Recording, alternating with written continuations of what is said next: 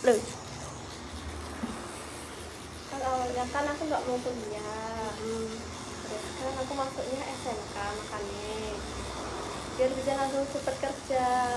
Ternyata pas kelas 3 mau masuk kelas 3 itu tuh ibu tuh nyuruh, nggak cuma ibu sih, seluruh keluarga besar itu, masa cuma anak satu nggak sampai perguruan tinggi gitu.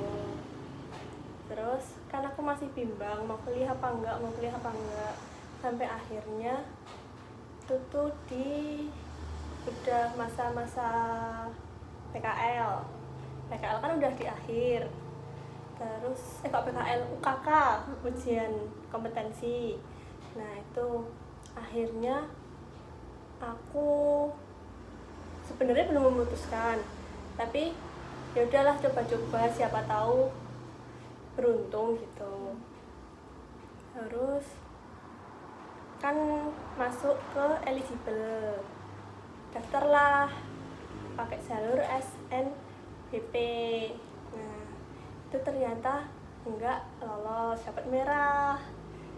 Nah itu padahal nggak ada niat mau kuliah, tapi rasanya tuh nyesek gitu loh, nangis pas pengumuman itu. Nah setelah itu kan baru wisuda, setelah SNBP, pengumuman SNBP selesai itu baru wisuda.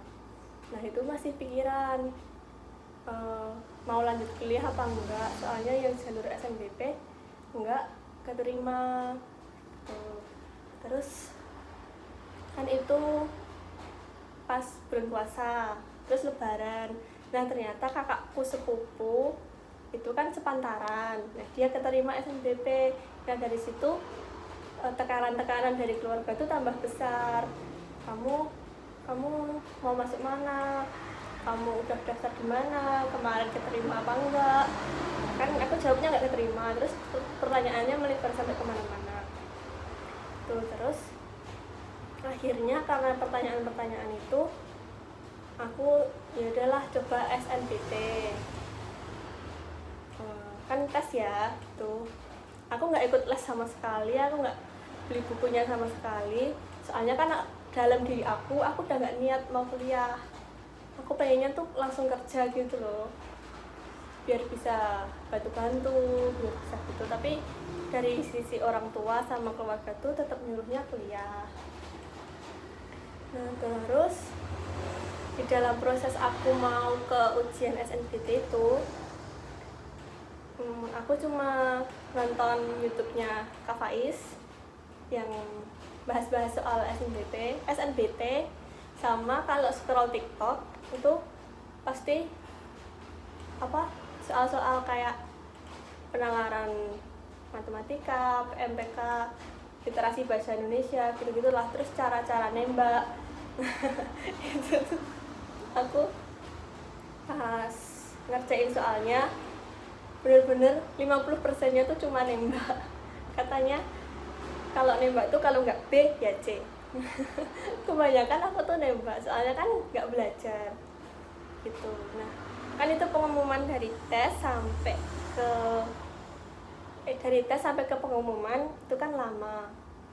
Terus udah tuh kan di rumah, kita libur habis lulus SMK kan 2 bulan lebih ya, 2 bulan lebih itu di rumah udah, kamu nggak kerja. Kalau dari tetangga kamu nggak kerja, kok kamu di rumah aja. Terus dari keluarga, kapan masuk, kemarin katanya udah daftar gitu. Padahal kan belum pengumuman, dan mereka nggak tahu kalau itu tuh belum pengumuman sebenarnya, tapi mereka udah ngejudge gitu loh, kapan masuknya, kamu kuliahnya di mana gitu. Masmu yang ini aja keterima di UNY, udah mulai ospek, udah mulai persiapan mau PKKMB gitu. Padahal kan yang SNBT itu kan belum pengumuman gitu loh maksudku. Nah terus dari situ alhamdulillahnya pas pengumuman SNBT itu kan keterima, dapat biru. Nah di situ aku seneng banget. Terus aku bisa jawab pertanyaan orang-orang. Kalau aku tuh kuliahnya di UNY, jurusannya ini. Ya walaupun awalnya sebenarnya aku tuh pengennya di kampus sebelah, kalau cita-cita dari kecil.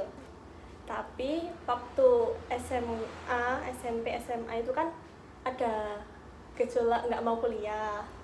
Nah makanya ya udahlah coba aja yang agak, ya nggak agak rendah sih, maksudnya masih di bawahnya kampus sebelah. Kalau kampus sebelah itu kan butuh komitmen dari awal SMK ya biar bisa masuk ke situ.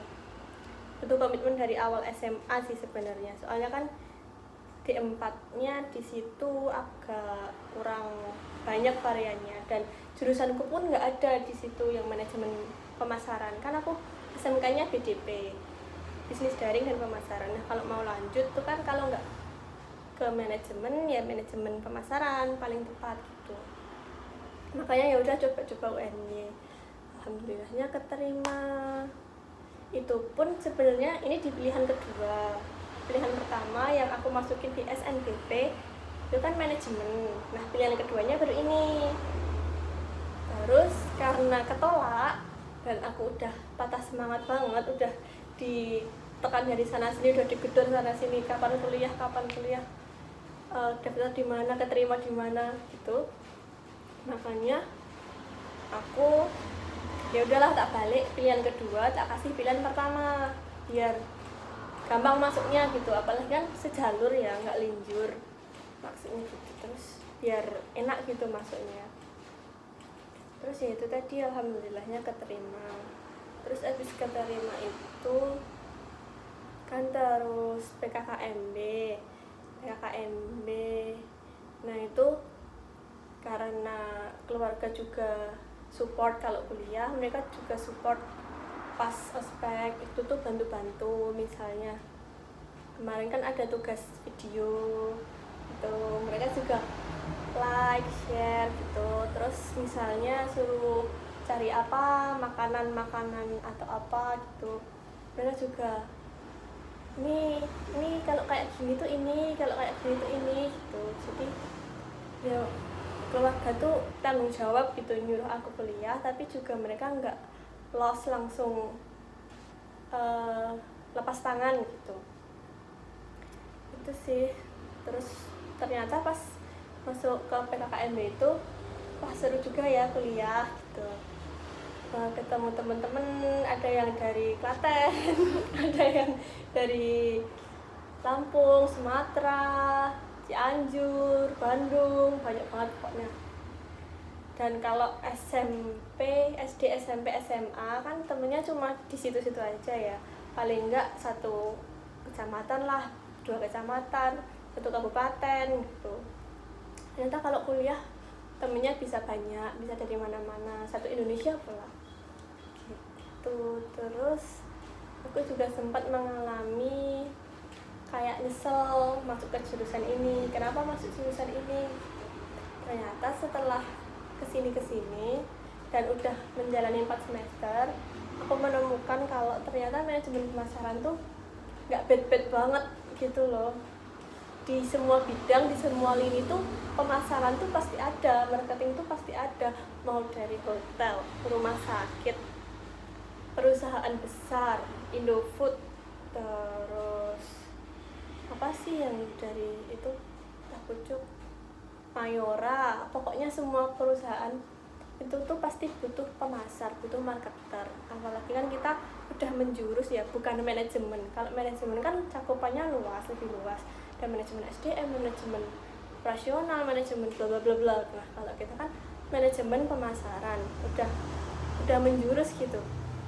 Kalau kita tuh bidangnya di marketing, bisa digital marketing, bisa konvensional marketing gitu. Jadi setelah aku menelaah lagi jurusan ini, insya Allah nggak nyesel dan menjalaninya dengan sepenuh hati gitu. Dan kalau dulu ditanya orang itu masih malu jawabnya, kamu kuliahnya jurusan apa? Manajemen pemasaran. Itu kan kayak oh kan dari sales gitu-gitu. Terus kalau sekarang udah bisa jawab, manajemen pemasaran tuh nggak cuma di lingkup sales tok gitu. Manajemen pemasaran tuh juga luas, semua bidang butuh manajemen pemasaran, kesehatan, olahraga, semua butuh seorang marketer, soalnya marketer tuh ujung tombaknya sebuah lini kehidupan gitu. Jadi segitu aja ceritanya, semoga tidak bosan mendengarkannya. Terima kasih sudah mendengarkan.